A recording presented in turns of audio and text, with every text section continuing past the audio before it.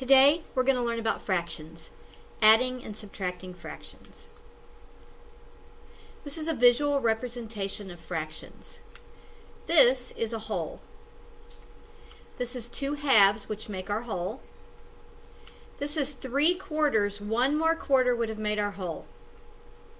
So if we're going to add 3 quarters and 1 half, we can see that using this half and those 2 quarters, which make another half, we have 1 whole plus another quarter left.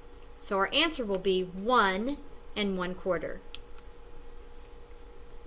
There are 2 methods of doing this on paper: the bow tie method and the same denominator method.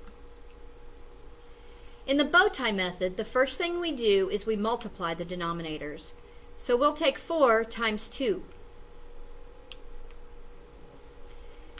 4 times 2 is 8. This becomes our new denominator. Next, we multiply across 2 times 3. This denominator times that numerator gives us a 6. We do the same the other way. This denominator times this numerator, 4 times 1 is 4. Then we're going to add. 6 plus 4 is 10. 10 over 8 becomes our new fraction. So we got an answer of 10 over 8.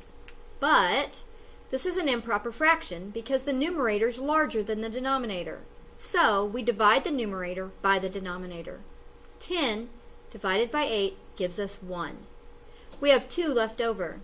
So we put our remainder of 2 over top of our 8, and we get 1 and 2/8. 10 divided by 8 was 1 and 2/8. But 2/8 is not simplified.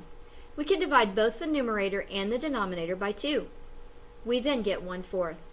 So our final answer is 1 and 1/4, just like the visual image. We could also use the same denominator method.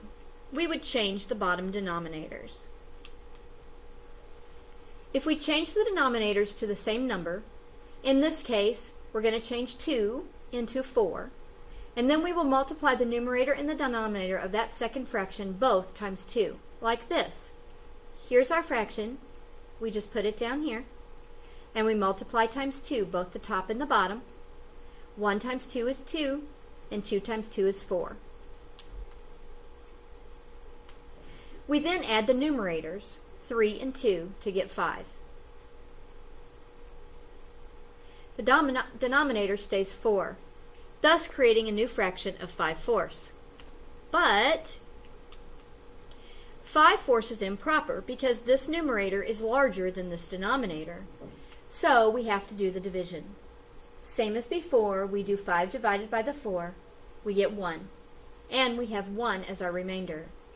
The remainder is the new numerator, and the 4 stays as the denominator. So our answer then becomes 1 and 1/4, just as before. Subtracting is done exactly the same way as adding, only you subtract the numerators and keep the common denominator.